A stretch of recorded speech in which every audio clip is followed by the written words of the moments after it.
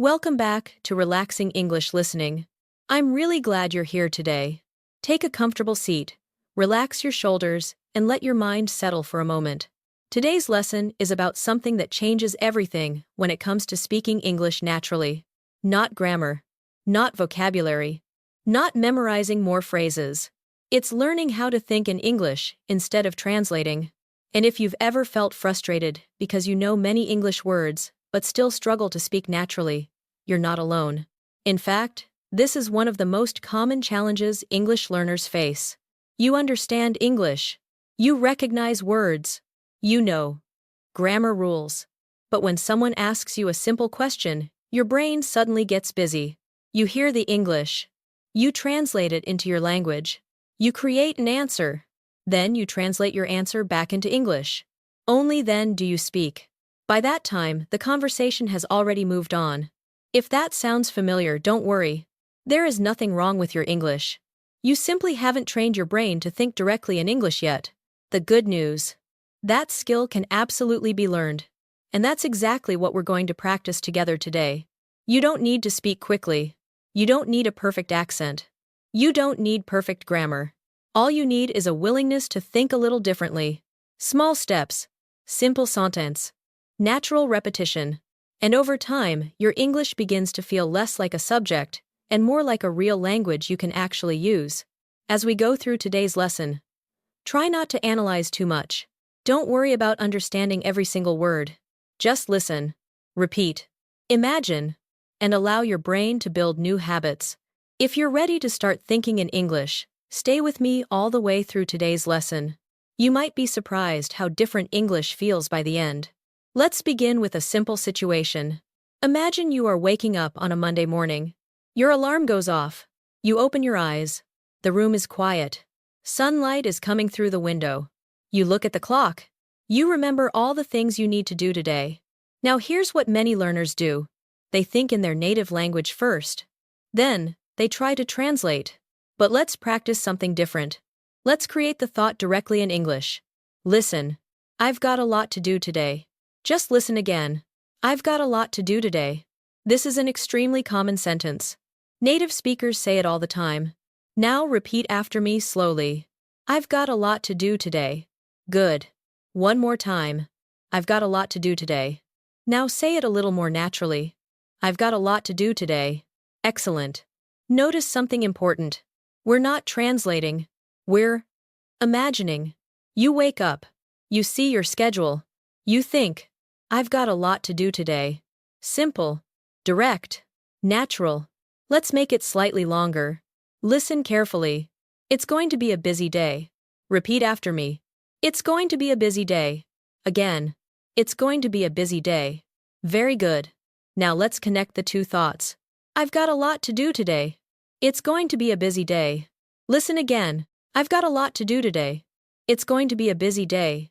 Can you feel the difference? You're not building a sentence from grammar rules. You're simply expressing a thought. That's exactly how native speakers operate. Here's something many learners don't realize. Fluent speakers are not translating faster. They're thinking differently. That's an important breakthrough. Let me say that again. Fluent speakers are not translating faster. They're thinking differently. And every small sentence you practice today is helping your brain build that ability. Let's stay in our morning scene. You've just finished getting dressed. You're making coffee. The smell of fresh coffee fills the kitchen. Maybe you're still a little sleepy. Maybe you're checking messages on your phone. What might you think? Listen. I could use some coffee. This next phrase is incredibly common. I could use some coffee.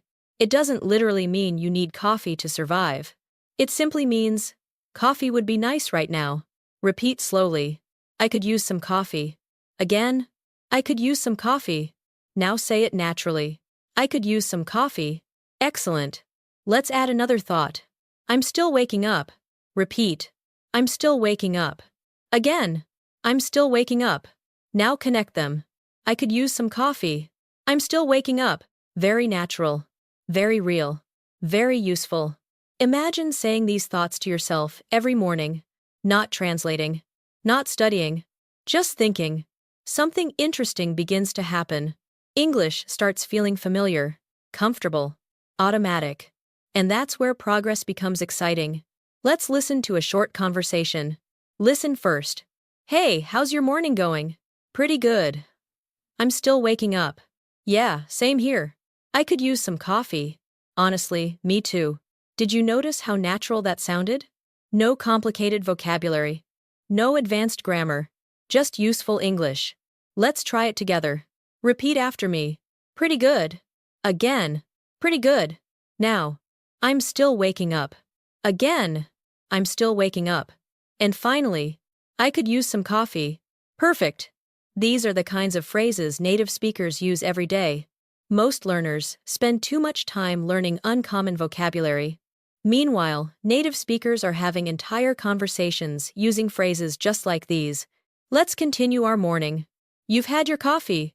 You're feeling a little more awake. You look at your calendar. You see a meeting. You have errands to run. Maybe a project deadline. Maybe an appointment. You take a deep breath.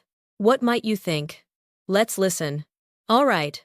Let's get started. Repeat. Let's get started. Again. Let's get started. This phrase appears everywhere in English. Work, school, meetings, projects, daily life. Native speakers use it constantly. Now say it naturally. Let's get started. Very good. Notice the rhythm. Let's get started. Not every word receives equal attention. English has a natural flow. And when you repeat naturally, your speaking starts sounding smoother without even trying. Let's build a short sequence. I've got a lot to do today. It's going to be a busy day. I could use some coffee. All right. Let's get started. Listen again. I've got a lot to do today. It's going to be a busy day. I could use some coffee. All right. Let's get started. Can you hear the story? It's not a lesson anymore. It's a real morning. That's the secret. The brain remembers stories better than isolated sentences. And that's why we're learning this way. Now I want you to imagine your own morning. Not mine. Yours. Maybe you woke up late. Maybe you exercised. Maybe you checked your phone immediately. Maybe you enjoyed a quiet breakfast. Think about your real day. What simple English thought could describe it? Take a moment. Maybe, I'm feeling good today. Maybe, I'm a little tired. Maybe, I've got a busy schedule. Maybe, today feels different. Whatever it is. Create one simple sentence. That's all. One sentence. Because thinking in English doesn't start with paragraphs. It starts with one thought. One moment. One sentence. And then another. And another. Before you realize it, your brain begins reaching for English automatically. That's when speaking becomes easier. Not perfect, but easier. And easier becomes confidence. Confidence becomes fluency. Let's finish this first lesson with one final thought. Repeat after me slowly. I don't need perfect English. Again, I don't need perfect English. Now say this. I just need to communicate. Again, I just need to communicate. Now together. I don't need perfect English. I just need to communicate. Beautiful. Remember that. Many learners wait until they feel ready. But fluency doesn't come first. Practice comes first. And today, you've already started practicing something much more important than grammar. You've started training your brain to think directly in English. In the next part, we'll take this one step further. You'll learn how to stop translating during small talk and casual conversations, because that's where many learners freeze. And you'll discover several natural responses native speakers use every day that can instantly make your English sound more relaxed and confident. Take a deep breath. You've already made progress. Let's keep going. Welcome back. A few moments ago, you practiced something very important. You stopped focusing on translating every thought. Instead, you started creating simple thoughts directly in English. That may seem like a small change, but it isn't. It's the foundation of natural speaking. And now, we're going to take that skill into a situation where many English learners suddenly become nervous. Talking to other people, not giving a presentation, not taking an exam, just simple everyday conversations. The kind that happen at work, at school, at the gym, in the elevator, at a coffee shop, or when you unexpectedly run into someone you know. These conversations are usually called small talk. And here's something interesting. Many learners think small talk is easy. After all, the vocabulary is simple. The grammar is simple. The topics are simple. But in reality, small talk is where many learners freeze. Why? Because there isn't enough time to translate. Someone asks a question. They expect a quick response. Not a perfect response. Just a natural one. Let's imagine a situation. You're walking into work. You push open the front door. You see a coworker. They smile. And they ask, "Hey, how's it going?" This question is everywhere. Native speakers say it all the time. Now, here's a mistake many learners make. They immediately start searching for a perfect answer. But native speakers usually don't do that. Most of the time, they answer quickly and casually. Listen. Pretty good. Pretty good. Repeat after me. Pretty good. Again. Pretty good. Now a little more naturally. Pretty good. Excellent. Let's try another common response. Doing all right. Repeat. Doing all right. Again. Doing all right. Very natural. Let's try one more. Not bad. Repeat. Not bad. Again. Not bad. These short responses are incredibly useful. Notice how simple they are. Native speakers use them because they keep the conversation moving, not because they're impressive. That's an important lesson. Conversation is not about impressing people. Conversation is about connecting with people. Let's listen to a short exchange. Hey, how's it going? Pretty good. How about you? Not bad. Just a little busy today. Yeah, same here. Did you hear that? No difficult vocabulary. No complicated grammar. Yet it sounds completely natural. Let's practice. Repeat after me. Pretty good. How about you? Again. Pretty good. How about you? Very good. Now another one. Not bad. Just a little busy today. Again. Not bad. Just a little busy today. Excellent. Something important is happening right now. You're not memorizing isolated phrases. You're learning patterns. And patterns are much easier for the brain to use during real conversations. Let's stay in the same scene. You walk farther into the building. You meet another coworker. This time, they ask, "How's your week been?" Interesting question. Many learners suddenly become nervous here. But remember, we're not translating. We're thinking. Listen. It's been pretty good so far. Repeat. It's been pretty good so far. Again. It's been pretty good so far. Now say it naturally. It's been pretty good so far. Very good. Let's expand it. It's been pretty good so far. I've been keeping busy. Repeat. I've been keeping busy. Again. I've been keeping busy. Excellent. Notice how native speakers often add a little extra information. Not because they have to, because it helps continue the conversation. Let's compare. Basic. Good. Natural. It's been pretty good. More natural. It's been pretty good so far. I've been keeping busy. Can you hear the difference? The longer answer feels warmer, more human, more conversational. And here's a phrase you'll hear every day. Keeping busy. Keeping busy. Repeat. Keeping busy. Again. Keeping busy. Native speakers love this expression. It sounds relaxed, friendly, natural. Let's try another conversation. How's your week been? Pretty good so far. I've been keeping busy. That's good. Working on anything interesting? Actually, yeah. I've got a couple of projects going on. Nice. Sounds like you've got a lot on your plate. Notice that phrase. A lot on your plate. Native speakers use it all the time. It means you have many responsibilities. Repeat slowly. I've got a lot on my plate. Again. I've got a lot on my plate. Excellent. Now imagine your own life. Maybe you're studying. Maybe you're working. Maybe you're raising children. Maybe you're building a business. You can probably say, honestly, I've got a lot on my plate. And that's why this phrase is so useful. Real English comes from real life. Let's move into a slightly different situation. Imagine you're walking through a grocery store.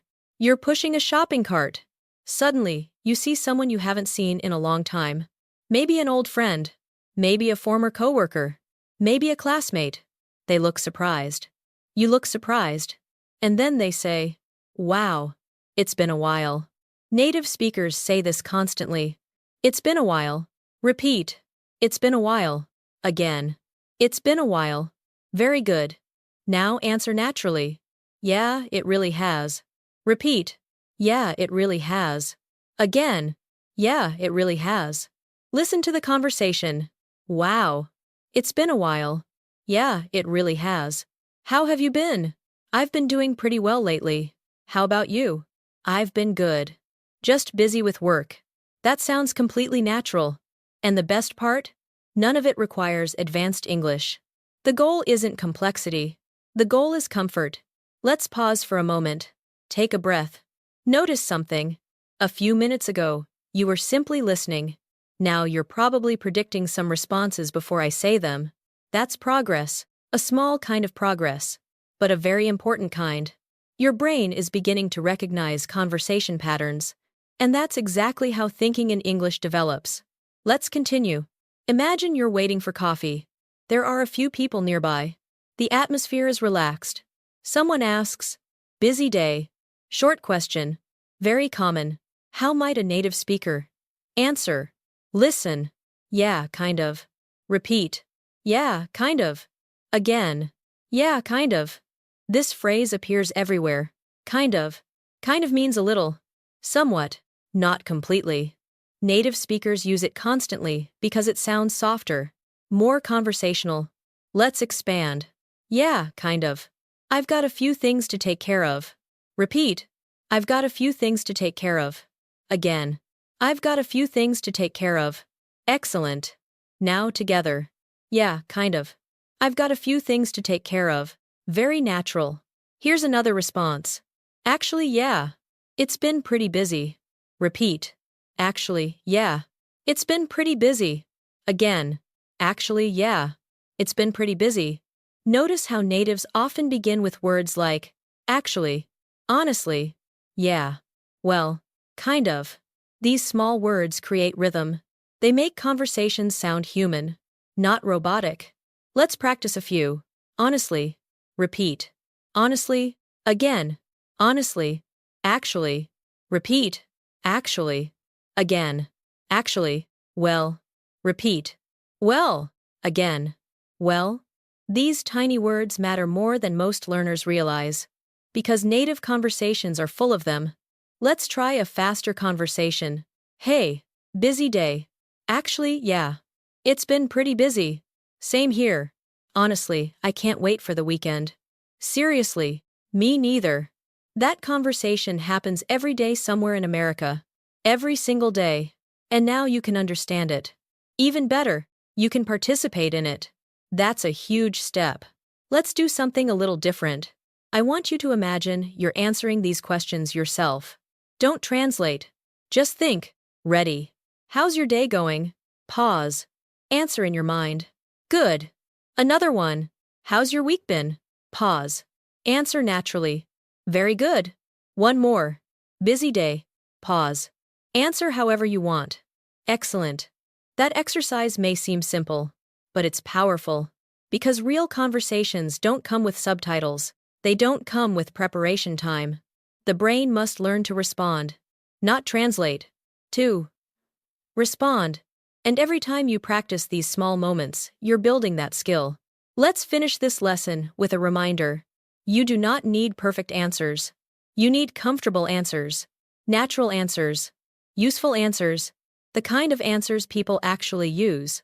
Every small sentence you repeat is training your brain to think in English. Every casual response you practice is building confidence. Every conversation pattern you recognize is making English feel more familiar. And something exciting happens when English becomes familiar. It becomes faster, not because you're trying harder, because you're thinking less about the language and more about the conversation. That's the goal. In the next lesson, we'll move into one of the most practical situations in everyday life: ordering food and drinks. You'll discover phrases native speakers use constantly in coffee shops, restaurants, and casual daily interactions. And you'll notice something surprising. The most natural phrases are often not the ones taught in textbooks. Let's keep building that habit together. Welcome back. So far, you've practiced thinking in English during quiet moments by yourself. You've also practiced simple conversations with other people. And hopefully, you're beginning to notice something. The goal is not to create perfect English. The goal is to create English thoughts more quickly and naturally. That's exactly what native speakers do. They don't search for complicated words. They simply communicate. In this lesson, we're moving into one of the most useful situations in everyday life. Something millions of people do every single day. Ordering food and drinks. Maybe you're visiting another country. Maybe you're studying abroad. Maybe you're traveling. Or maybe you simply enjoy imagining real English situations. Either way, this is a perfect opportunity to practice thinking in English instead of translating. Let's begin. Imagine it's early morning. You've arrived at a coffee shop. The door opens. A soft bell rings. You smell fresh coffee. People are chatting quietly. Someone is typing on a laptop near the window. A barista smiles at you from behind the counter. You step forward. Now stop for a moment. Before we speak, let's think. What is the first thing you want? Not in your native language. In English. Maybe you're thinking, I want a coffee. That's perfectly understandable. But here's something interesting. Native speakers often say something a little different. Listen carefully. Can I get a coffee? Repeat after me. Can I get a coffee? Again. Can I get a coffee? Now say it naturally. Can I get a coffee? Excellent. This next phrase is extremely common. Native speakers use it all the time. Can I get? Can I get? Can I get? Notice how easy it is. You don't need to build a complicated sentence. You simply say, can I get a coffee? Can I get a latte? Can I get a sandwich? Can I get a bottle of water? Very simple. Very natural. Let's practice. Repeat after me. Can I get a latte? Again. Can I get a latte? Can I get a bottle of water? Again. Can I get a bottle of water? Can I get a sandwich? Again. Can I get a sandwich? Perfect. Now imagine you're standing at the counter. The barista asks, what can I get for you today? Don't translate. Respond naturally. Listen. Can I get a medium latte, please? Repeat. Can I get a medium latte, please? Again. Can I get a medium latte, please? Very good. Let's hear the conversation. Hi there. What can I get for you today? Can I get a medium latte, please? Is it a Sure. Anything else? No, that's all. Perfect. We'll have that ready in a few minutes. Did you notice something? The conversation moved smoothly. Nobody was speaking complicated English. Nobody was trying to sound impressive. They were simply communicating. That's what real-life English sounds like. Let's continue. The barista asks another question. Would you like anything to eat? This is where many learners freeze. Not because they don't know English. Because they start translating. Let's stay in English. Listen. Actually, yeah. I'll take a muffin too. Repeat. Actually, yeah. I'll take a muffin too. Again. Actually, yeah. I'll take a muffin too. Excellent.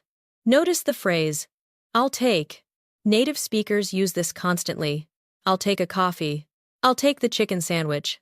I'll take a bottle of water. I'll take that one. Repeat slowly. I'll take. Again. I'll take. Very natural. Now let's compare. Basic. I want a muffin. Natural. I'll take a muffin. More natural. Actually, yeah. I'll take a muffin too. Can you hear how relaxed that sounds? That's exactly how native speakers often talk. Let's stay in the coffee shop. You're waiting for your order. You find a seat near the window. Outside, people are walking past. The morning feels calm. You take out your phone. You check your messages. A friend texts you. Where are you? Think in English. Listen. I'm grabbing coffee right now. Repeat. I'm grabbing coffee right now. Again. I'm grabbing coffee right now. This is something you'll hear every day. Grabbing coffee. Native speakers often say, grabbing, instead of getting. Listen again. I'm grabbing coffee right now. Very natural. Let's make it slightly longer. I'm grabbing coffee right now. I'll be there soon. Repeat. I'll be there soon. Again. I'll be there soon. Now together. I'm grabbing coffee right now. I'll be there soon. Excellent. You see how we're building thoughts. Not translating.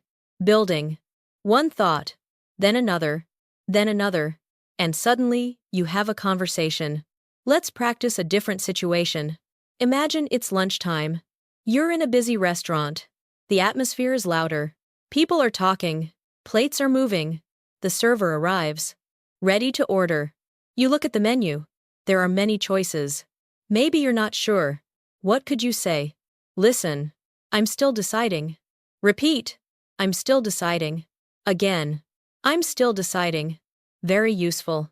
Native speakers say this all the time. It means, I haven't chosen yet. Let's expand it. I'm still deciding. Everything looks good. Repeat. Everything looks good. Again. Everything looks good. Now together. I'm still deciding. Everything looks good. Very natural. Now imagine your friend is sitting across from you. They ask, what are you thinking about getting? Listen. I'm thinking about getting the chicken sandwich. Repeat. I'm thinking about getting the chicken sandwich. Again. I'm thinking about getting the chicken sandwich.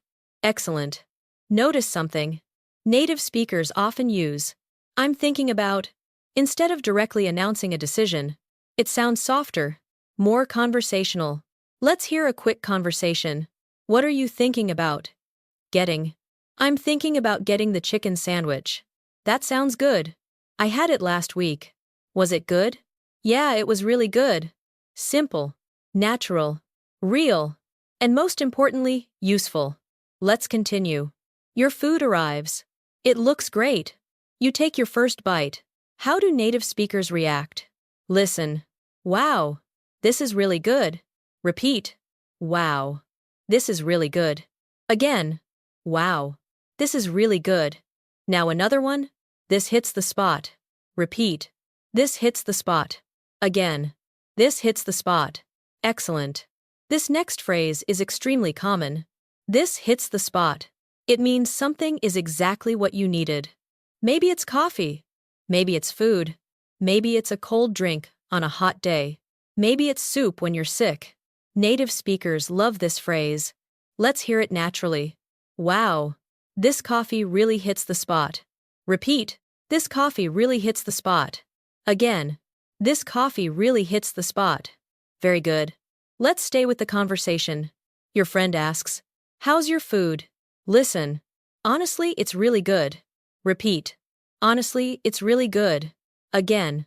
Honestly, it's really good. Notice how often native speakers use words like honestly, actually, yeah, well, kind of, pretty. These small words create natural rhythm. Without them, English often sounds too formal, too textbook-like. And that's exactly what we're trying to avoid. We're learning the English people actually use. Now let's do some speaking activation. Imagine you're ordering your favorite drink. Pause for a moment. Think. What would you order? Say it in your mind. Can I get? Good. Now imagine your favorite meal. What would you order? Think. I'll take. Excellent. Now imagine you're texting a friend. Where are you? Answer naturally. I'm grabbing. Very good. These tiny moments matter. Because every time you create your own answer, you're strengthening your ability to think directly in English. Not memorize. Not translate. Think. Let's finish today's lesson with a simple challenge. Imagine tomorrow morning. You walk into a coffee shop. Or maybe you simply imagine one. When you look at the menu, don't think in your native language. Think directly in English. Can I get a coffee? I'll take a muffin. I'm still deciding. This looks good. This hits the spot. Small thoughts. Simple thoughts. Real thoughts. That's how fluent thinking begins. And something exciting is happening. You're starting to build English around situations instead of vocabulary lists. That's exactly how native speakers learned their first language. Through experiences. Through repetition. Through real life. In the next lesson, we'll enter another very common situation. The workplace. You'll learn how native speakers communicate during busy days, meetings, deadlines, and daily responsibilities. You'll discover simple phrases that sound professional without sounding formal. And you'll see how thinking in English becomes even easier when you stop trying to translate entire sentences. Take a deep breath. You're building a skill that grows one real conversation at a time. Let's keep going. Welcome back. Up to this point, you've practiced thinking in English during quiet moments, casual conversations, and everyday situations, like ordering food and drinks. And maybe you've started noticing something. English feels a little less intimidating, a little more familiar, a little more automatic. That's exactly what we're aiming for. Not perfection. Comfort. Because when English feels comfortable, your brain spends less energy translating and more energy communicating. Today, we're moving into another situation that many people experience every day. Work. Even if you're not working in English right now, workplace English is full of useful patterns that native speakers use constantly. In fact, many of these expressions appear far beyond the office. You'll hear them at school, in group projects, during volunteer work, even in everyday responsibilities at home. Let's step into the scene. Imagine it's Tuesday morning. You've just arrived at work. The office is beginning to come alive. You hear keyboards clicking. Someone is pouring coffee. A few coworkers are chatting near the break room. You sit down at your desk. You open your laptop. A notification appears. You have several emails waiting. A meeting later this morning. A project deadline tomorrow. You take a deep breath. What's the first thing you might think? Listen carefully. I've got a lot to do today. You already learned this phrase earlier, but now we're using it in a different environment. Repeat after me. I've got a lot to do today. Again. I've got a lot to do today. Very good. Now let's make it slightly more natural. I've got a lot to do today, but I'll manage. Repeat. I've got a lot to do today, but I'll manage. Again.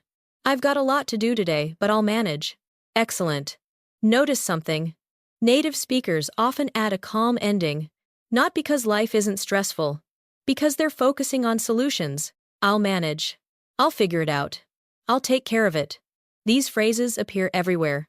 Let's practice one. I'll take care of it. Repeat. I'll take care of it. Again. I'll take care of it. This next phrase is extremely common. Native speakers say it every day.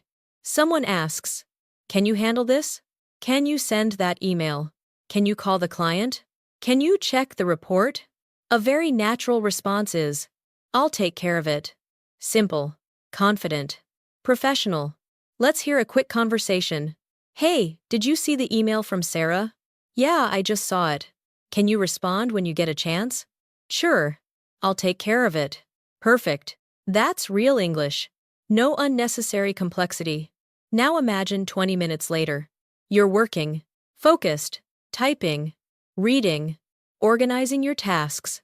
A coworker walks by and asks, "How's everything going?" Pause for a second. Don't translate. Think. Listen. Pretty good. I'm working on a few things right now. Repeat. I'm working on a few things right now. Again. I'm working on a few things right now. Excellent. Notice the phrase, working on. Native speakers use this constantly. Working on a project. Working on a report. Working on an idea. Working on improving something. Repeat. I'm working on it. Again. I'm working on it. One more time. I'm working on it. This is one of the most useful workplace phrases you'll ever learn. Imagine. Someone asks, "Did you finish the presentation?" You answer, "I'm working on it." "Did you send the document?" "I'm working on it."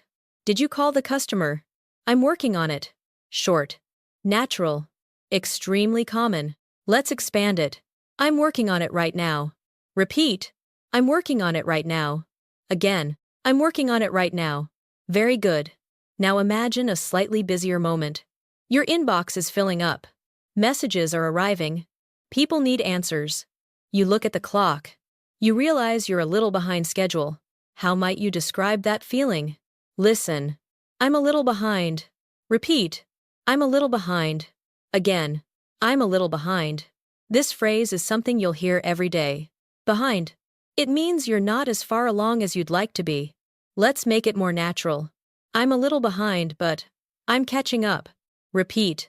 I'm a little behind, but I'm catching up. Again. I'm a little behind, but I'm catching up. Excellent. Now listen to this short exchange. How's the project coming along? I'm a little behind, but I'm catching up. No worries. You've still got time. Thanks. I'm making progress. Did you hear that phrase? I'm making progress. Repeat. I'm making progress. Again. I'm making progress. That's a phrase worth remembering. Not just for work, for learning English too. Every lesson, every conversation, every sentence you repeat, you're making progress. Maybe not overnight, maybe not dramatically, but consistently. And consistency is what creates fluency. Let's continue. A notification pops up. You have a meeting starting in 5 minutes. You grab your notebook. You head toward the conference room. A few coworkers are already there. People are finding seats. Someone asks, "Are we ready to get started?" Notice that phrase, get started. You've heard it before. Native speakers love using familiar patterns. Let's respond naturally. Yeah, let's get started. Repeat. Yeah, let's get started. Again. Yeah, let's get started. Simple, comfortable, natural.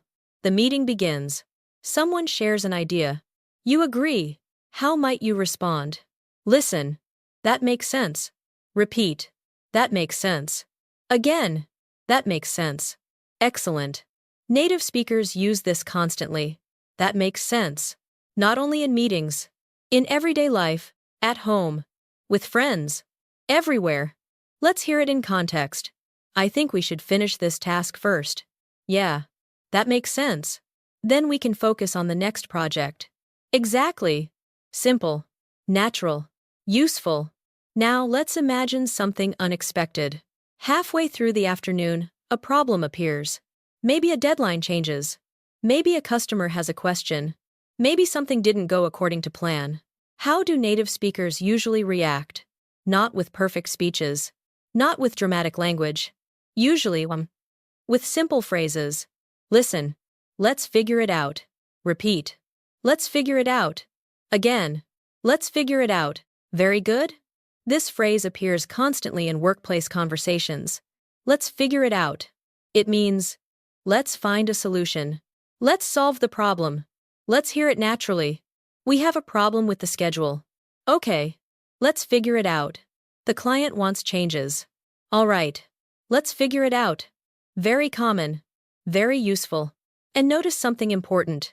Most workplace English isn't difficult. What's difficult is staying calm enough to think in English. That's why we're practicing simple thoughts. Simple thoughts become natural reactions. Natural reactions become confidence. Let's move into the late afternoon. The day is nearly over. You've completed several tasks, answered emails, attended meetings, solved problems. You're tired, but satisfied. A coworker stops by your desk. Long day. What would you say? Listen. Yeah, but I got a lot done. Repeat. Yeah, but I got a lot done. Again. Yeah, but I got a lot done. Excellent. This phrase is extremely common.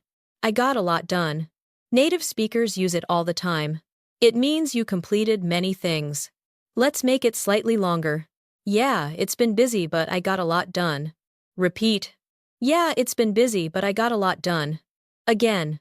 Yeah, it's been busy, but I got a lot done. Very natural.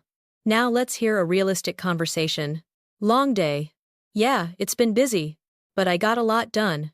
That's good. Anything exciting planned tonight? Honestly, I'm looking forward to relaxing. Me too. That sounds familiar, doesn't it? Because it's real life. And that's exactly why these phrases matter. Let's do a quick speaking activation. Imagine you're at work right now. Answer in your mind. What are you working on? Pause. Respond. Good. Another one. Are you busy today? Pause. Respond naturally. Excellent. One more. Did you make progress today? Pause. Answer honestly. Very good. These small exercises train your brain to react instead of translate. And every time you react directly in English, you're strengthening a new habit. A habit that eventually becomes automatic. As the workday comes to an end, take a moment to notice how many useful phrases you've learned today. I'm working on it. I'll take care of it. That makes sense. Let's figure it out. I'm making progress. I got a lot done. These are not textbook phrases. They're living phrases. Real phrases. The kind of English you'll hear every single day. And something exciting is happening. You're no longer learning isolated vocabulary. You're building an English-speaking identity, little by little, situation by situation, conversation by conversation. In the next lesson, we'll move away from work and into something even more personal. We'll learn how native speakers talk about feelings, energy, stress, happiness, frustration, and everyday emotions. Because when you can express how you feel naturally, English begins to feel much more human. Take a breath. You've done great today. And whether it feels fast or slow, you're making progress. Let's keep going together. Welcome back. So far, you've practiced thinking in English during quiet mornings, casual conversations, coffee shop interactions, and busy workdays. And whether you realize it or not, something important is changing. You're becoming more comfortable with English. Not because you've memorized hundreds of new words, but because you're learning to connect English directly to real situations. That's exactly how fluent speakers think. Today, we're going to explore something even more personal, something every human being experiences every day. Feelings, emotions, energy, stress, excitement, relief, frustration, happiness.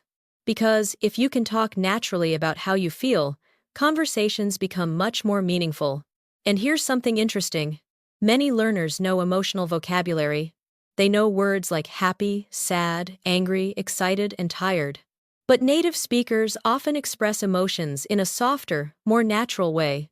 That's what we're going to practice today. Let's begin. Imagine you've just finished a long workday. Or maybe a long day at school. The sun is beginning to set.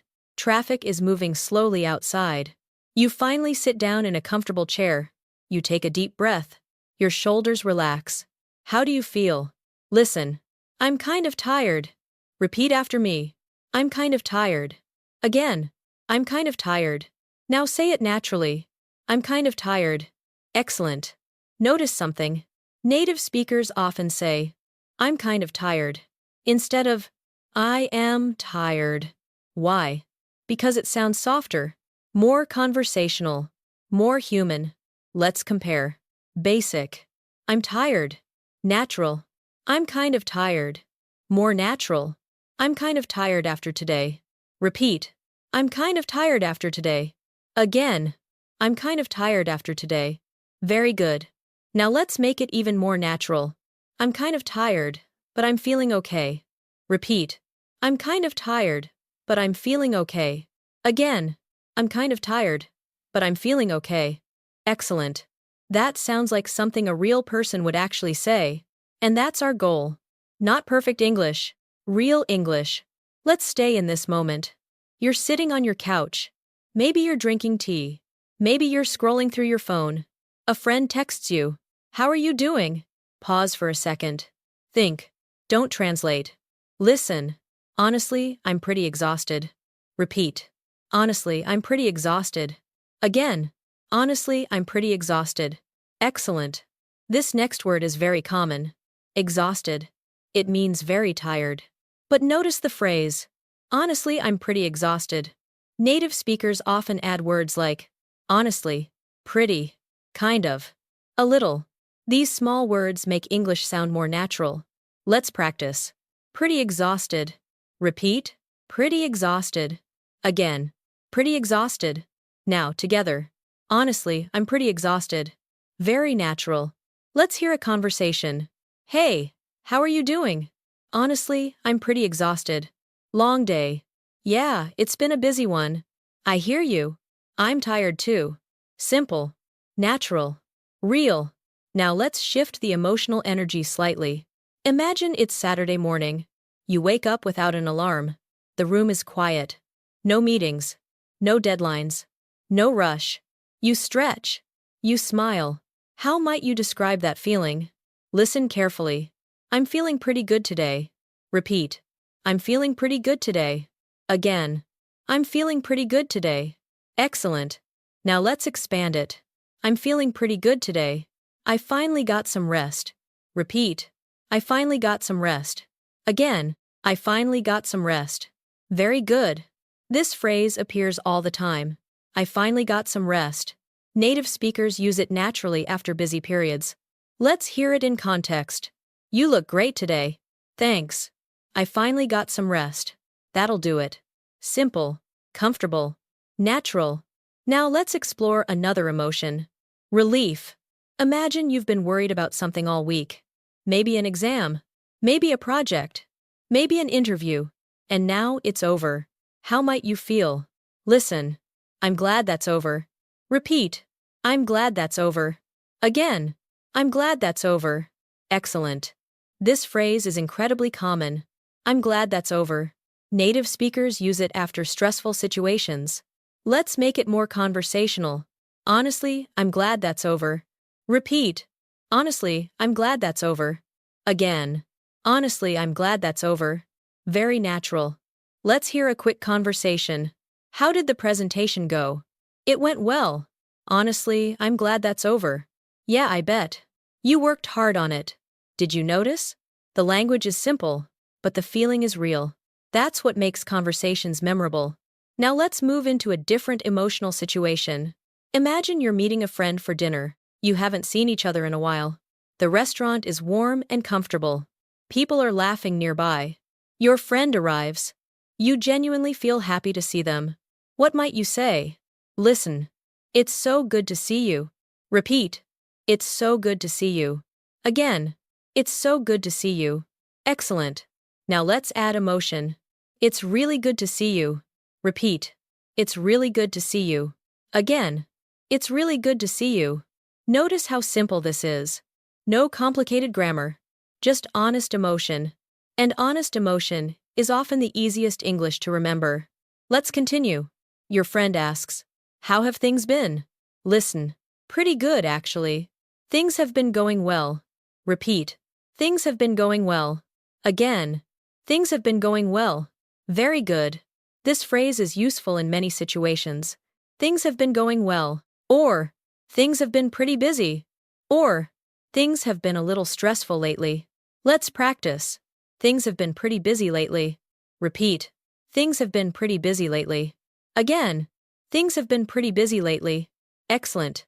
Now let's explore a feeling everyone experiences. Stress. Imagine your phone keeps buzzing. Emails are arriving. Plans are changing. You feel overwhelmed.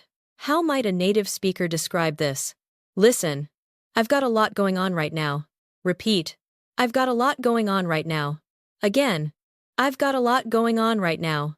Very natural. Native speakers say this constantly. A lot going on. Let's hear it in conversation. You seem busy lately. Yeah. I've got a lot going on right now. Anything I can help with? I appreciate that. Thanks. Simple. Natural. Supportive. Now let's shift again.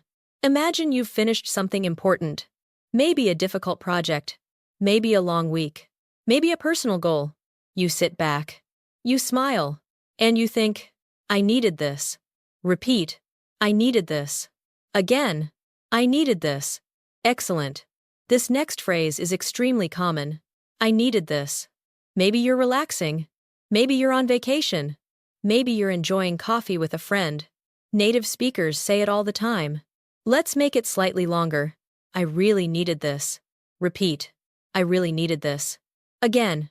I really needed this. Very good. Now listen. This coffee is amazing. I know. I really needed this. Can you feel how natural that sounds? It's something you could use tomorrow. Not someday. Tomorrow. That's why we're learning these phrases. Let's pause for a moment. Take a slow breath. Notice how many emotions you've expressed today. Tired. Exhausted. Happy. Relieved. Busy. Relaxed. Grateful. And you did it using simple English. That's important. Many learners believe advanced English means using difficult vocabulary, but native speakers often use simple words to express complex feelings. Let's do some speaking activation. Think about your real life. How are you feeling today? Pause. Answer in English. Good. Now another question. How has your week been? Pause. Answer naturally. Excellent. One more. What do you need right now? Rest. Coffee. A vacation. A quiet evening. Create one sentence. Pause. Very good. These moments matter. Because every time you connect English to your real emotions, your brain forms stronger memories. Much stronger than memorizing vocabulary lists. And that's one reason emotional language is so powerful. You remember it because it belongs to your life. Before we finish today's lesson, I want you to remember something. Every small sentence you repeat is training your brain to think in English. Every honest feeling you express is helping English become part of who you are. You don't need perfect English to talk about your emotions. You just need simple, honest language. And that's exactly what you're building. In the next lesson, we'll take another exciting step forward. You'll learn how to talk naturally about your day, not just individual feelings, not just short answers. You'll learn how native speakers tell simple stories about what happened during their day, because that's where conversations begin to feel more fluent, more connected, more natural. Take a breath. You're doing great. And little by little, English is becoming something you use instead of something you translate. Let's keep going. Welcome back. You've already learned how to think in English during quiet moments, casual conversations, coffee shop interactions, workplace situations, and emotional conversations. And if you've been following along, you've probably noticed something. Thinking in English is becoming easier, not because you're learning hundreds of new grammar rules, but because you're learning to connect English directly to your experiences. That's exactly what fluent speakers do. They don't build every sentence from scratch. They draw from familiar patterns. And today, we're going to practice one of the most useful skills in everyday conversation, talking about your day. This is something native speakers do constantly, at work, at home, with friends, with family, on phone calls, during dinner, even in casual text messages. People love talking about their day. And when you can do it naturally, conversations become much easier. Let's begin. Imagine it's evening. You've just gotten home. Maybe you've changed into comfortable clothes. Maybe you're sitting on the couch. Maybe you're making dinner. Your phone rings. It's a friend. The first question is simple. How was your day? This question appears everywhere. Now don't translate. Just think. Listen. It was pretty busy. Repeat after me. It was pretty busy. Again. It was pretty busy. Very good. Simple. Natural. Common. Now let's make it a little more conversational. It was pretty busy, but it went well. Repeat. It was pretty busy, but it went well. Again. It was pretty busy, but it went well. Excellent. Notice how native speakers often balance a statement. Busy but good. Stressful but productive. Long but enjoyable. This creates natural conversation. Let's continue. Your friend asks, "What did you do today?" Many learners become nervous here, because they suddenly feel like they need a long answer. But native speakers usually start simple. Listen. I spent most of the day working. Repeat. I spent most of the day working. Again. I spent most of the day working. Excellent. This is a very useful pattern. I spent most of the day. Repeat. I spent most of the day. Again. I spent most of the day. Now let's practice different endings. I spent most of the day studying. I spent most of the day running errands. I spent most of the day helping my family. I spent most of the day cleaning the house. Very natural. Very flexible. Let's hear a conversation. How was your day? Pretty good. What did you do? I spent most of the day working. Busy. Yeah, but I got a lot done. Sounds productive. Simple. Natural. Exactly the kind of conversation native speakers have every day. Now let's move into a different situation. Imagine you're meeting a friend for dinner. The restaurant is comfortable. People are talking quietly. The smell of food fills the room. Your friend sits down and asks, "So, what have you been up to today?" Listen carefully. Not much. I worked most of the day. Repeat. Not much. I worked most of the day. Again. Not much. I worked most of the day. Excellent. Notice the phrase, not much. Native speakers use this constantly. What have you been up to? Not much. How's it going? Not much. What's new? Not much. Simple. Relaxed. Very conversational. Let's make it slightly longer. Not much. I worked most of the day, and now I'm just relaxing. Repeat. And now I'm just relaxing. Again. And now I'm just relaxing. Very natural.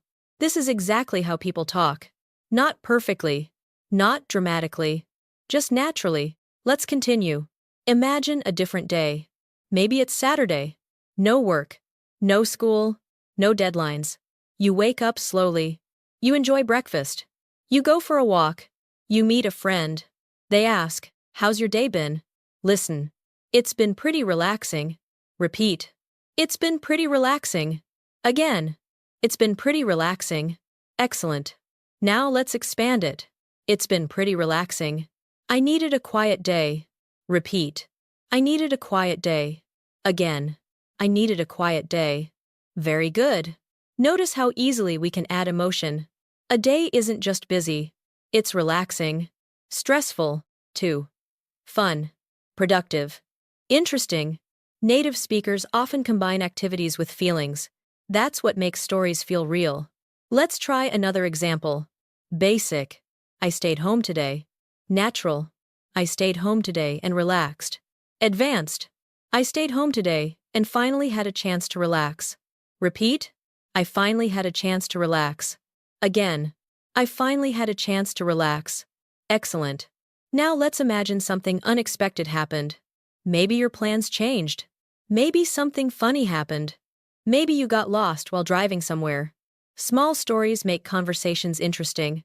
Your friend asks, "Anything exciting happened today?" Listen.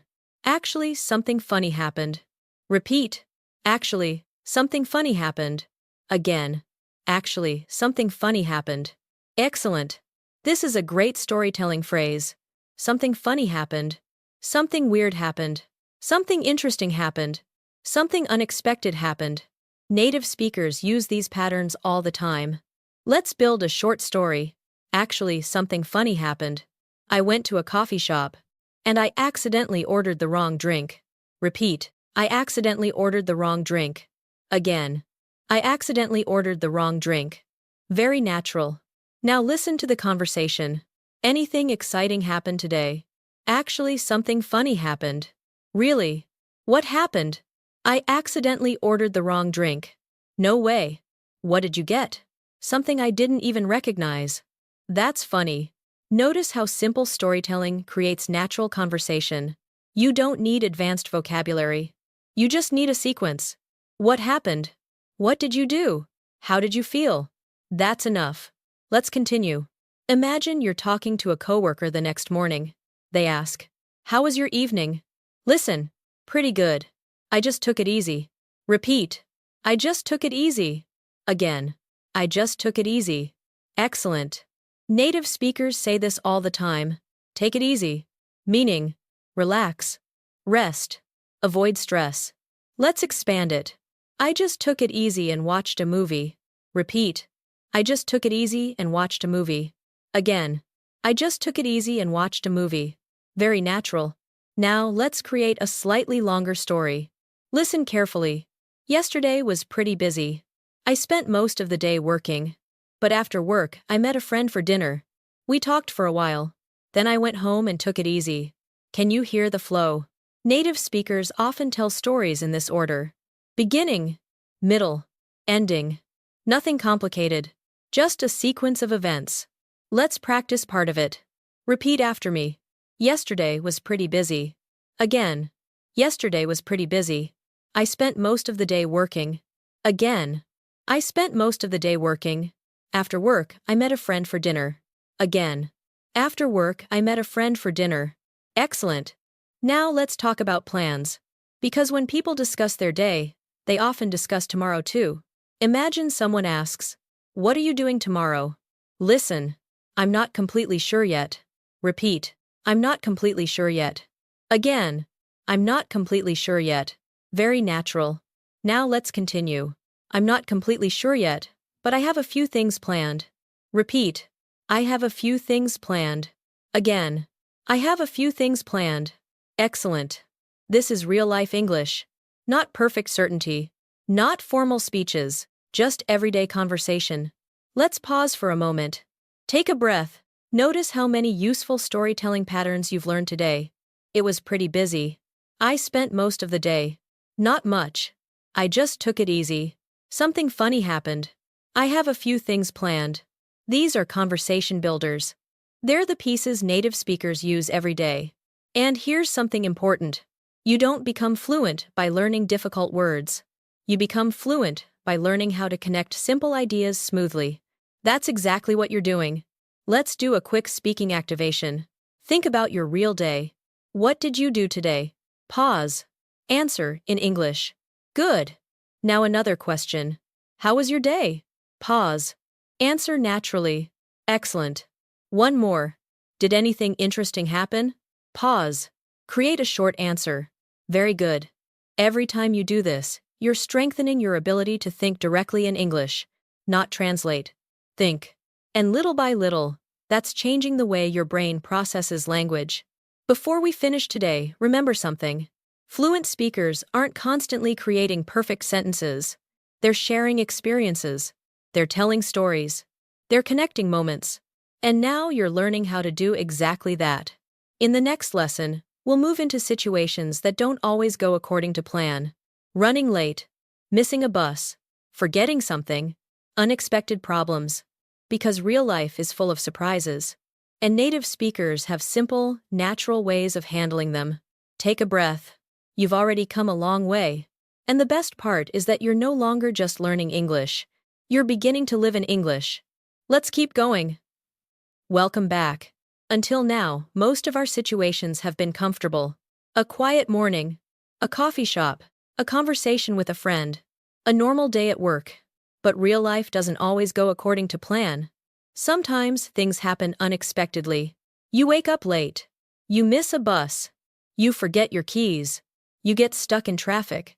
Your phone battery dies. A meeting gets moved. A flight gets delayed. And something very interesting happens in these moments. Native speakers don't suddenly start using advanced English. In fact, they often become even more simple.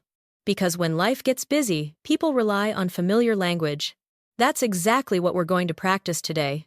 Learning how to think in English when things don't go perfectly. Because those are the moments when many learners return to translating. Today we're going to train a different habit. Let's begin. Imagine it's early morning. Your alarm was supposed to go off at 7, but somehow it didn't. Or maybe you hit the snooze button too many times. You suddenly open your eyes. You look at the clock and immediately realize you're late. Your heart beats a little faster. What's the first thing a native speaker might think? Listen. Oh no. I'm running late. Repeat after me. I'm running late. Again. I'm running late. Now say it naturally. I'm running late. Excellent. This phrase is extremely common. Native speakers use it constantly. Not, I am late. Not, I will arrive late.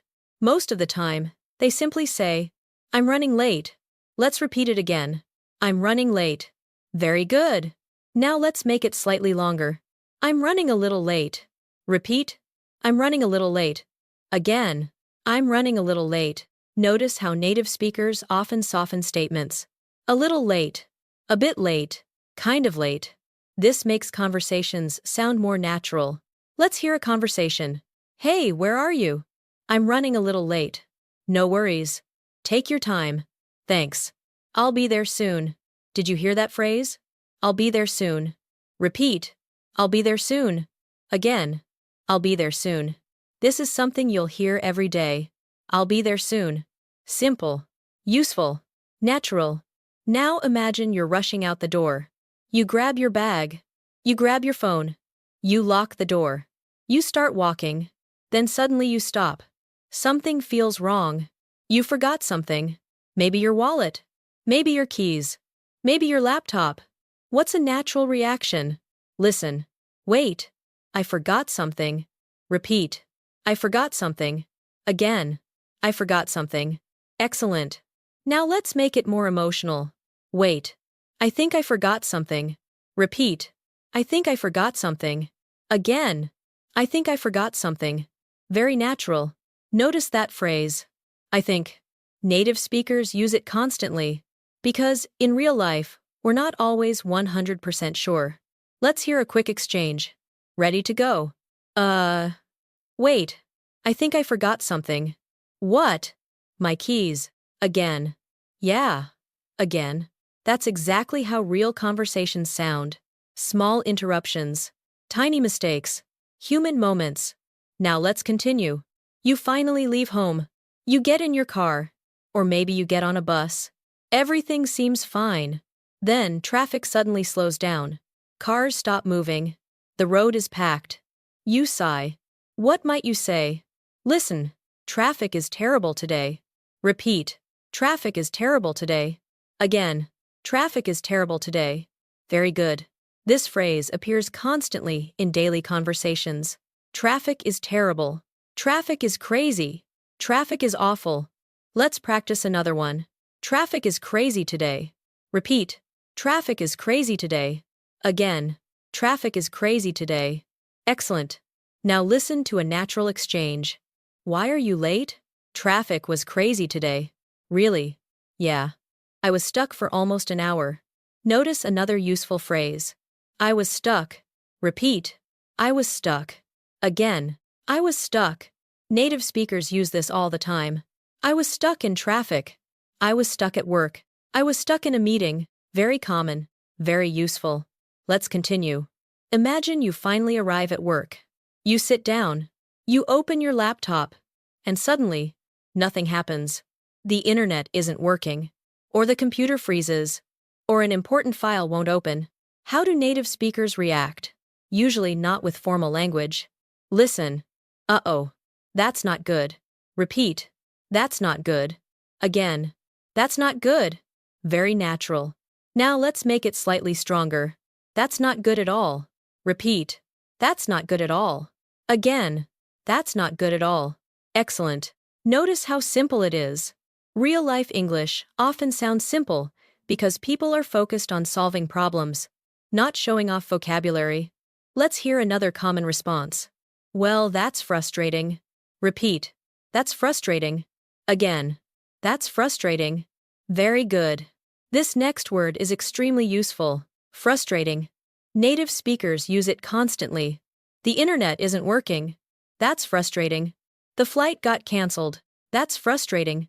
The app keeps crashing. That's frustrating. Let's continue. Imagine you're working on something important. You've spent 2 hours on it. Then suddenly, you accidentally delete part of your work. You stare at the screen. For a moment, you can't believe it. What might you say? Listen. You've got to be kidding me. Repeat. You've got to be kidding me. Again. You've got to be kidding me. Excellent. Native speakers say this all the time.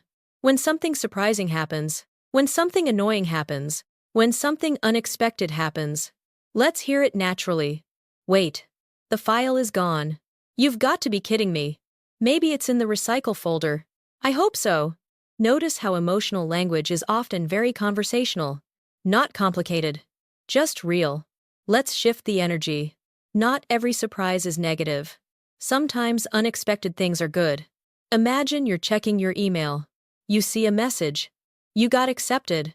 You got approved. You received good news. How might you react? Listen. No way. Repeat. No way. Again. No way. Very good. This phrase is incredibly common. No way. It expresses surprise, excitement, disbelief.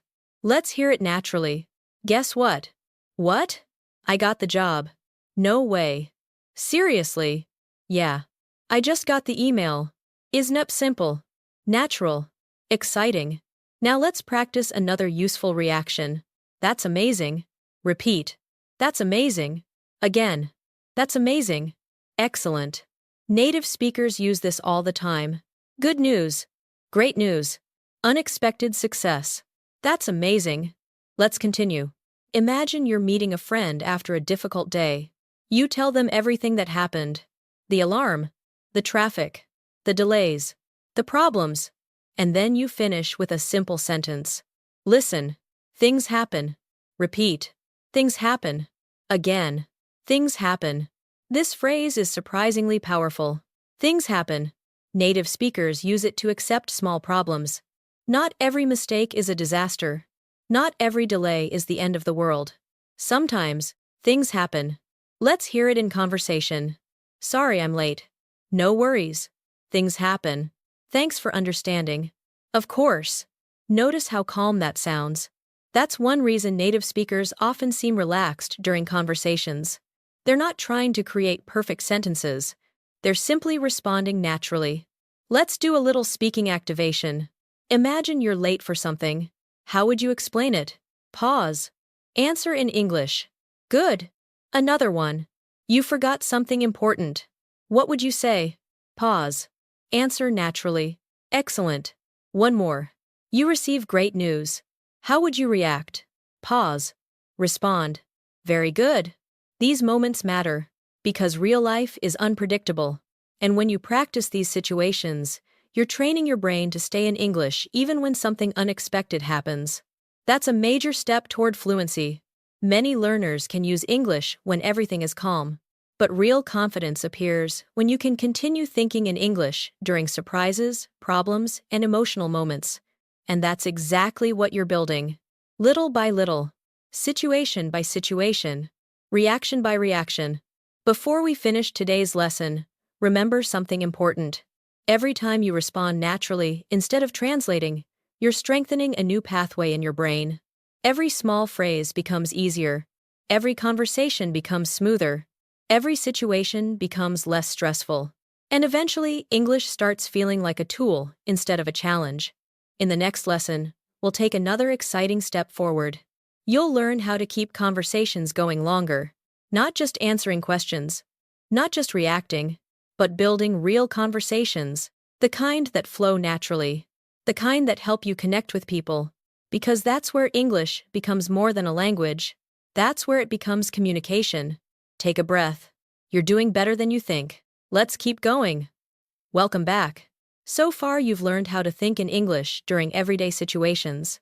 You've practiced morning routines, small talk, ordering food, workplace conversations, talking about feelings, describing your day, and handling unexpected situations. Those are all important skills. But now we're going to move into something that many English learners secretly want. Not just answering questions, not just surviving conversations, actually enjoying conversations. Because there's a big difference. Many learners can answer a question, but then the conversation stops. The other person says something, you respond, and suddenly, there is silence.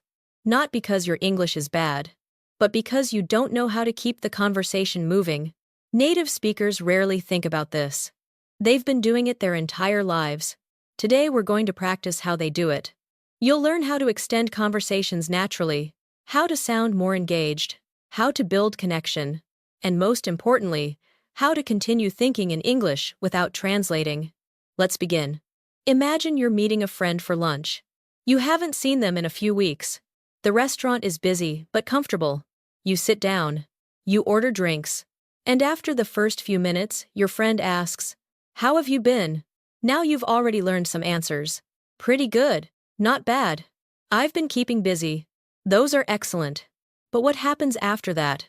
This is where conversations either continue or stop. Listen carefully. I've been pretty good lately. Actually, I've been working on a new project. Repeat after me. Actually, I've been working on a new project. Again.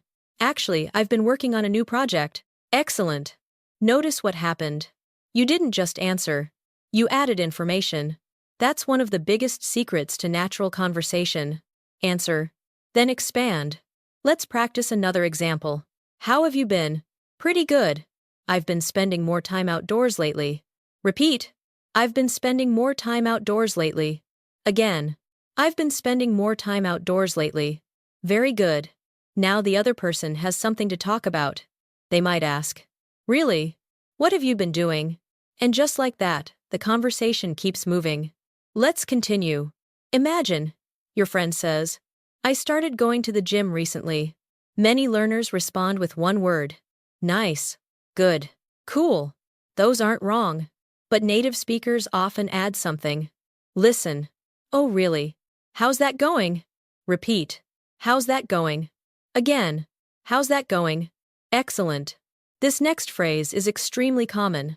How's that going? You can use it almost anywhere. I started a new job. How's that going? I'm learning to cook. How's that going? I moved to a new city. How's that going? Simple. Natural. Interested. Let's hear a short conversation. I started learning guitar. Oh, really? How's that going? It's fun, but I'm still pretty bad. That's how everyone starts. Did you notice how easy that was? Nobody used advanced vocabulary. They simply showed interest. That's a major part of conversation. Now let's continue. Imagine someone tells you a story. Maybe they're talking about a trip. Maybe they're talking about work.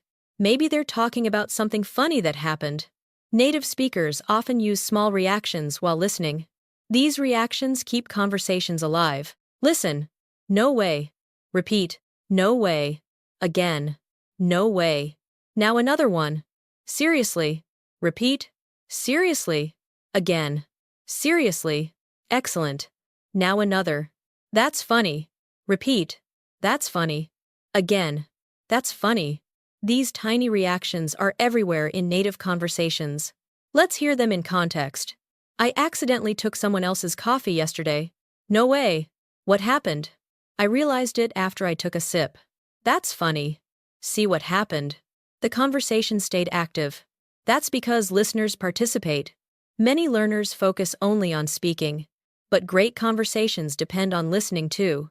Let's move into another situation. Imagine you're at a party. You don't know everyone there. You're talking with someone new. They mention that they recently traveled somewhere. What could you say? Listen. That sounds amazing. Repeat. That sounds amazing. Again. That sounds amazing. Excellent. Now, let's continue. That sounds amazing. What was your favorite part? Repeat. What was your favorite part? Again. What was your favorite part? Very good. This is another powerful conversation tool. Ask simple follow-up questions. Native speakers do this constantly. Not because they memorized conversation rules, because they're curious. Let's hear the conversation. I spent 2 weeks in Italy. That sounds amazing. What was your favorite part? Honestly, the food. It was incredible. I can imagine. Simple. Natural. Connected. Let's continue. Imagine somebody tells you about a challenge. Maybe they're stressed. Maybe they're busy. Maybe they're worried about something. How do native speakers respond? Listen. That makes sense. Repeat. That makes sense. Again. That makes sense. Excellent. Now let's expand it. Yeah, that makes sense. Repeat. Yeah, that makes sense. Again. Yeah, that makes sense. Very natural. Notice how this phrase shows understanding, not agreement. Understanding. That's important. Let's hear it naturally. I've been really busy lately. Yeah, that makes sense. You mentioned that project last week. Exactly. It's taking a lot of time. Simple. Supportive. Real. Now let's practice another conversation builder. Imagine you're talking about your weekend. You mention something, and then suddenly, you remember something related. Native speakers often say, that reminds me. Repeat. That reminds me. Again. That reminds me. Excellent. This phrase is incredibly useful because it helps you connect ideas. Let's hear it naturally. I went hiking on Saturday. Nice. Actually, that reminds me. I need to plan a hiking trip soon. Really? You should. It's a lot of fun. Notice how the conversation keeps flowing. One idea leads to another. That's exactly what happens in natural English conversations. Now let's introduce another common phrase. By the way. Repeat. By the way. Again. By the way. Excellent. Native speakers use this constantly. It helps introduce a new topic without sounding abrupt. Listen. By the way, how's your new job? Repeat. By the way. How's your new job? Again. By the way, how's your new job? Very natural. Let's hear it in conversation. By the way, how's your new apartment? It's great. I'm really enjoying it. That's good to hear. Simple. Smooth. Natural. Now let's raise the energy a little. Imagine you're having a great conversation with a friend. You're laughing, sharing stories. Time is passing quickly. A funny story comes up. You react immediately. Listen. You're kidding. Repeat. You're kidding. Again. You're kidding. Excellent. Native speakers use this constantly. You're kidding. No way. Seriously? Really? These emotional reactions make conversations feel alive. Let's hear a rapid conversation. I locked myself out of my apartment. You're kidding. Nope. I had to wait 2 hours. Seriously? Yeah. It was awful. That's brutal. Can you hear the rhythm? Short responses. Quick reactions. Natural emotion. That's how real conversations often sound. Let's pause for a moment. Take a breath. Notice something. A few lessons ago, you were practicing single sentences. Now you're participating in conversations. That's progress. Real progress. And here's something important. Many learners believe fluency means speaking longer. But often, fluency means connecting better. Listening, responding, reacting, asking questions, showing interest. Those skills make conversations enjoyable. Let's do a little speaking activation. Imagine someone tells you they started a new hobby. What would you ask? Pause. Answer naturally. Excellent. Now imagine someone tells you about a trip. How would you respond? Pause. Answer in English. Very good. One more.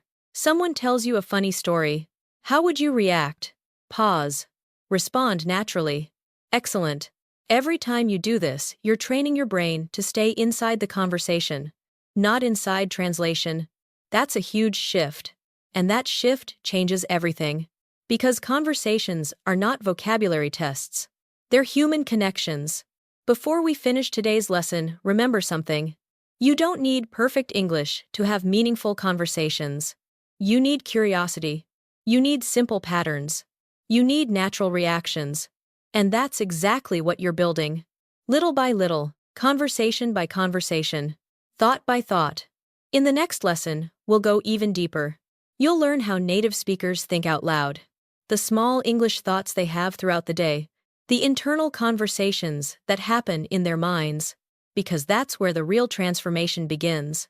That's where English stops being something you study and starts becoming something you think. Take a breath. You're getting closer to that point with every lesson. Let's keep going. Welcome back. Over the last several lessons, you've practiced thinking in English during conversations, daily routines, emotional moments, workplace situations, and unexpected events. And now we're going to explore something that many learners overlook, something that native speakers do every single day without even realizing it. Talking to themselves. Not out loud all the time, but inside their minds. Because, here's something important. Before people speak English, they think English. Before they answer questions, they create thoughts. Before conversations happen, thousands of tiny mental sentences appear throughout the day. And if you want to stop translating, this is one of the most powerful skills you can build. Learning to think out loud in English. Not perfect English. Not formal English. Just natural thoughts. The kind of thoughts that appear during ordinary moments. Let's begin. Imagine it's a quiet Saturday morning. You wake up slowly. The room is peaceful. You stretch. You look at the clock. You realize you don't have to rush anywhere. What's the first thought that might appear? Listen carefully. I think I'll stay in bed a little longer. Repeat after me. I think I'll stay in bed a little longer. Again. I think I'll stay in bed a little longer. Excellent. Notice something. This isn't a conversation. Nobody asked a question. This is a thought. A natural thought. And native speakers have thousands of these every day. Let's try another one. I'm not ready to get up yet. Repeat. I'm not ready to get up yet. Again. I'm not ready to get up yet. Very natural. Now let's connect them. I think I'll stay in bed a little longer. I'm not ready to get up yet. Can you hear how comfortable that sounds? You're not translating. You're simply thinking. That's the goal. Let's continue. A few minutes later, you finally get up. You walk into the kitchen. You open the refrigerator. You look around. Maybe you're hungry. Maybe you're not sure what you want. What thought might appear? Listen. What should I eat? Repeat. What should I eat? Again. What should I eat? Excellent. Now let's make it more natural. What should I eat? I'm kind of hungry. Repeat. I'm kind of hungry. Again. I'm kind of hungry. Very good. Notice the phrase, I'm kind of hungry. Native speakers use kind of constantly. Kind of tired. Kind of hungry. Kind of busy. kind of excited. It softens the statement and sounds very conversational. Let's stay in this moment. You make breakfast. You sit near the window. The weather looks nice. You look outside. A thought appears. Listen. It's a beautiful day. Repeat. It's a beautiful day. Again. It's a beautiful day. Simple. Natural. Real. Now another thought. Maybe I'll go for a walk later. Repeat. Maybe I'll go for a walk later. Again. Maybe I'll go for a walk later. Excellent. Notice the word maybe. Native speakers use it constantly in their internal thoughts. Maybe I'll call my friend. Maybe I'll order food. Maybe I'll watch a movie. Maybe I'll go for a walk. These small mental sentences are incredibly important because they train your brain to stay in English. Let's continue. Imagine you're driving somewhere. Maybe you're heading to the grocery store. Maybe you're going to meet a friend. You're sitting quietly in your car. Music is playing softly, and suddenly you realize you're not exactly sure where you're going. A thought appears. Listen. Wait. Is this the right street? Repeat. Is this the right street? Again. Is this the right street? Very natural. Now another one. I think I missed my turn. Repeat. I think I missed my turn. Again. I think I missed my turn. Excellent. This is exactly how native speakers think. Short thoughts. Simple thoughts. Useful thoughts. Not grammar exercises. Not vocabulary drills. Just thoughts. Let's move into a different situation. Imagine you're standing in line at a grocery store. The line is moving slowly. You look at your watch. You realize you're running later than expected. A thought appears. Listen. This is taking longer than I thought. Repeat. This is taking longer than I thought. Again. This is taking longer than I thought. Excellent. This phrase appears everywhere. Longer than I thought. Harder than I thought. Easier than I thought. Better than I thought. Let's practice another one. That was easier than I thought. Repeat. That was easier than I thought. Again. That was easier than I thought. Very good. Native speakers constantly compare expectations with reality, and these phrases help them do that naturally. Now let's shift again. Imagine you're working on something important. Maybe you're studying. Maybe you're reading. Maybe you're learning English. You look at the clock. An hour has passed. You think, wow, time goes by fast. Repeat. Time goes by fast. Again. Time goes by fast. Excellent. This phrase is extremely common. Time goes by fast. Native speakers use it all the time. Let's expand it. Wow, time really goes by fast. Repeat. Time really goes by fast. Again. Time really goes by fast. Very natural.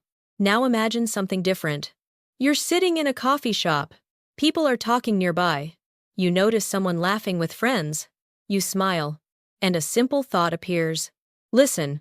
They look like they're having fun. Repeat. They look like they're having fun. Again. They look like they're having fun. Excellent. Notice what happened. You observed something, then created an English thought.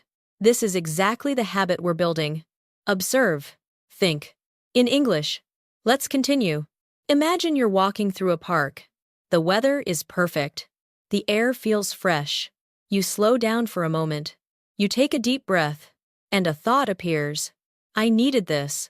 Repeat. I needed this. Again. I needed this. Very good. You've learned this phrase before in conversation, but native speakers also use it internally. A good walk. A relaxing weekend. A day off. A quiet moment. I needed this. Simple. Powerful. Natural.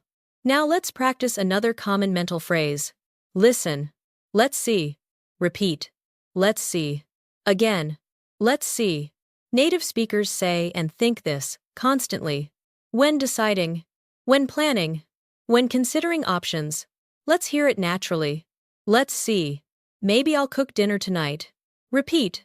Maybe I'll cook dinner tonight. Again. Maybe I'll cook dinner tonight. Excellent. Now let's move into the evening. The day is ending. You're sitting at home. Maybe you're watching television. Maybe you're reading. Maybe you're simply relaxing. You start thinking about your day. A thought appears. Today was pretty good. Repeat. Today was pretty good. Again. Today was pretty good. Very natural. Now let's expand it. Today was pretty good. I got a lot done. Repeat. I got a lot done. Again. I got a lot done.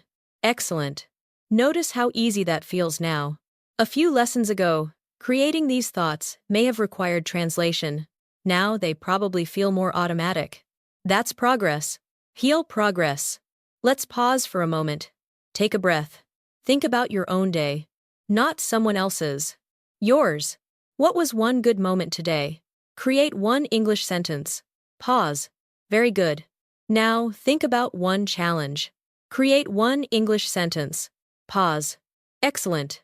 Now think about tomorrow. What's one thing you want to do? Create one English sentence. Pause. Very good.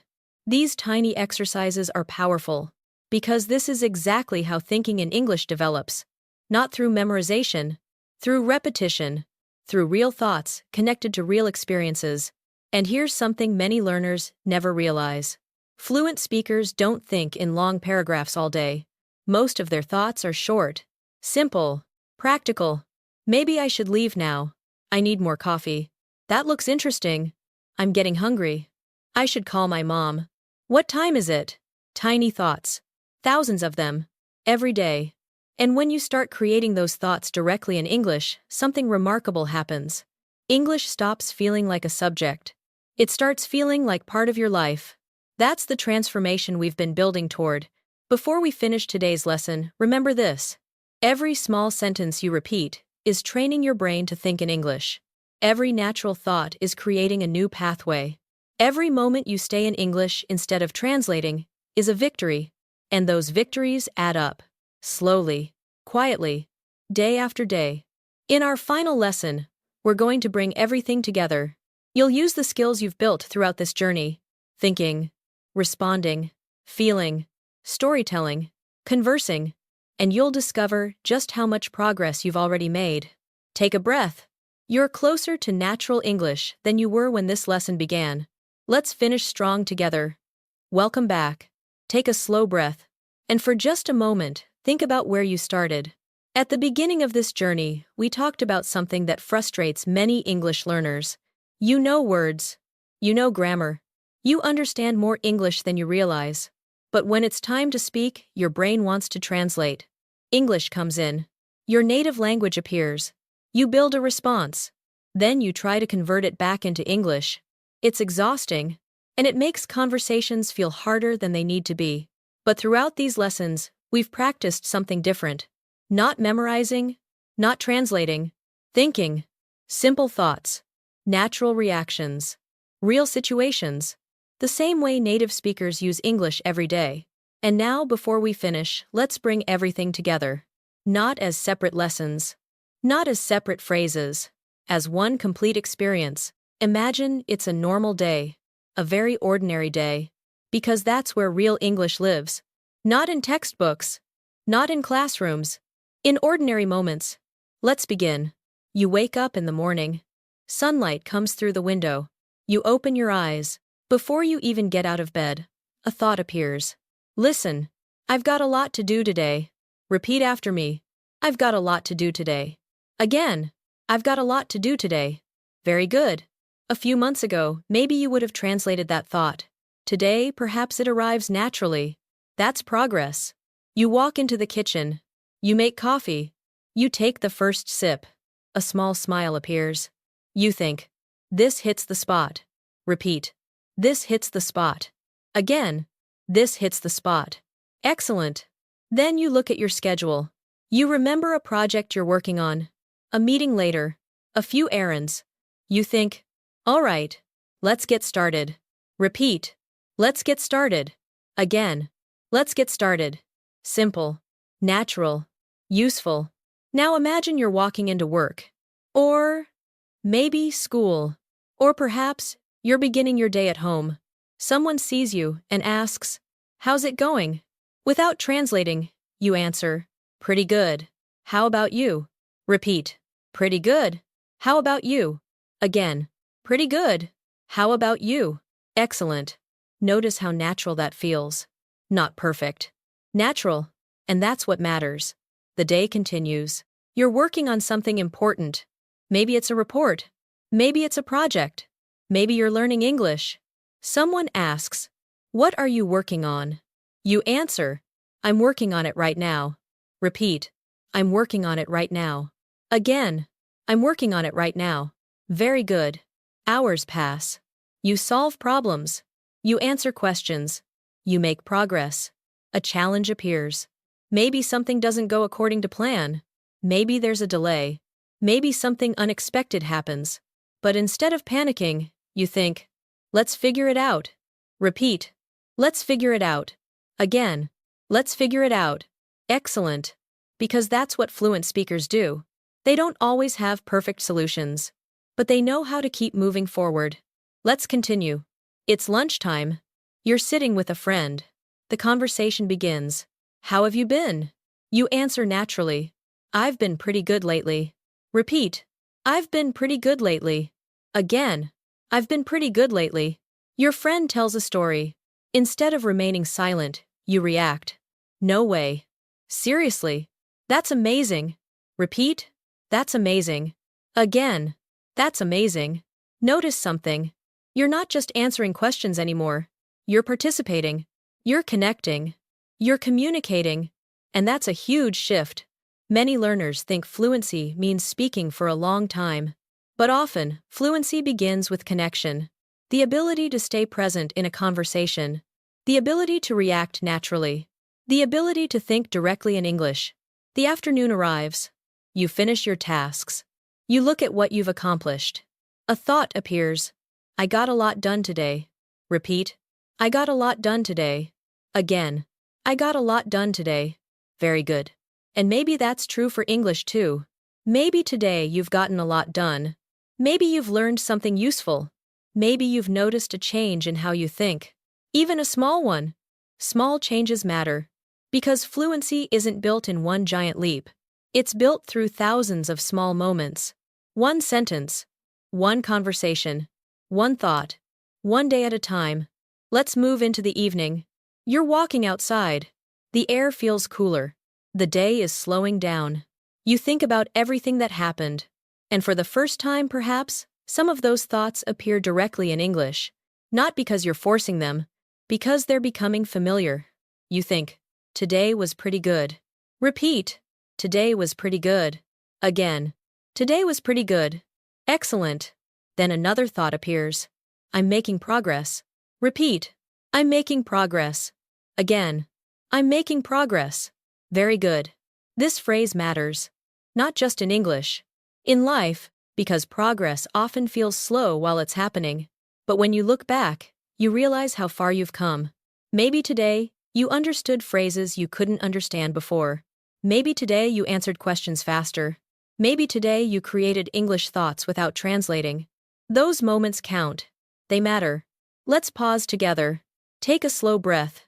Now I'd like you to think about your own life. Not the examples from these lessons. Your life. Think about today.